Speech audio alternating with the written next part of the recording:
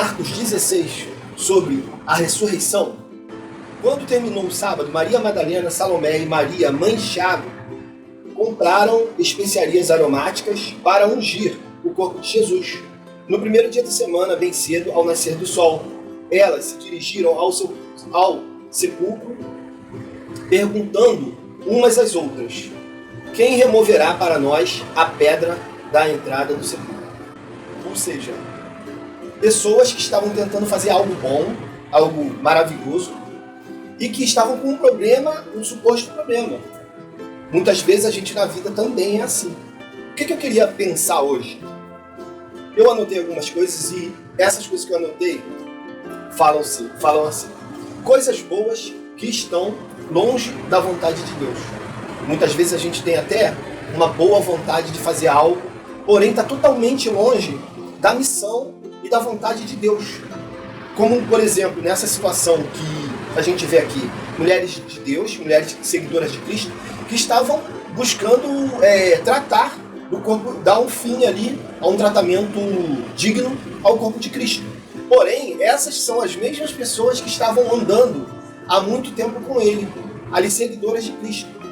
Isso me faz pensar, será que a gente está andando com Deus, com Jesus, andando, lendo a Bíblia, e a gente não está ouvindo o que Deus está falando?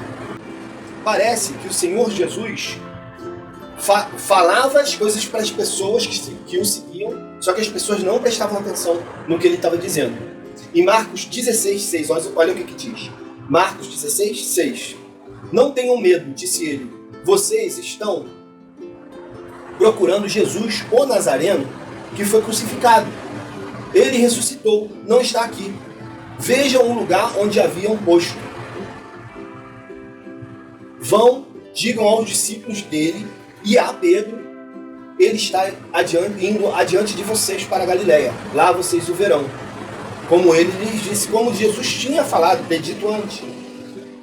Em Marcos 16, 6, o anjo chama Jesus pelo seu nome e diz o lugar que Jesus nasceu. Fala assim, ó, Jesus o Nazareno. Então, muitas vezes a gente é conhecido por Deus, pelos anjos, de onde nós somos e pelo que fazemos. De onde você veio é a pergunta que eu faço. E o que você faz?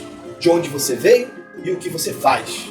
Isso que é importante para Deus. Por isso que Jesus foi chamado Jesus o Nazareno.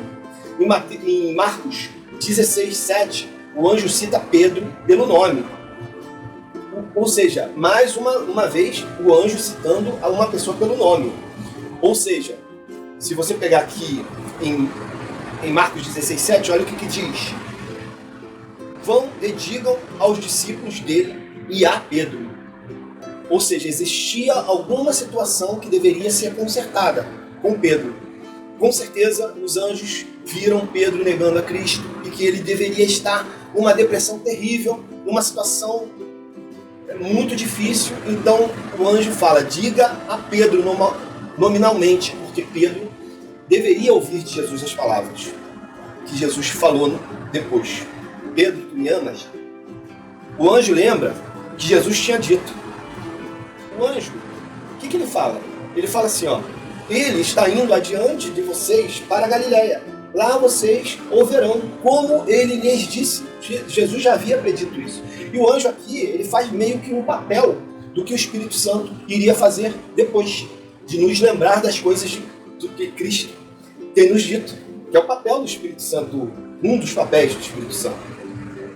Em Marcos 16, de 11 a 14, vamos caminhando mais um pouquinho, diz assim, mais tarde Jesus apareceu aos 11, enquanto eles comiam. Censurou-lhes a incredulidade e a dureza de coração, porque não acreditaram nos que o tinham visto depois da ressurreição.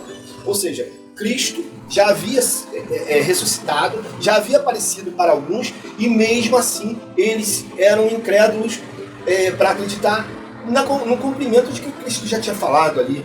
E eu coloquei aqui uma coisa interessante. A primeira pessoa que viu Cristo, as mulheres que viram Cristo, dentre elas havia uma prostituta. Me parece que eles olhavam uns para os outros, mas não acreditavam muito na conversão, no que as pessoas se tornaram após Cristo. E muitas vezes a gente é assim também na nossa vida. A gente muitas vezes duvida da conversão, da boa intenção das pessoas. O que eu quero deixar aqui? Ou seja, moral da história. A gente tem que acreditar em tudo que Cristo tem nos dito. Jesus, ele condena, no final aqui, a incredulidade.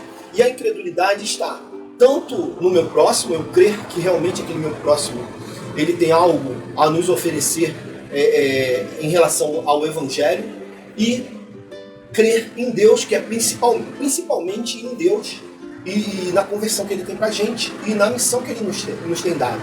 Então, moral da história, acredite em você, acredite em Deus. Amém.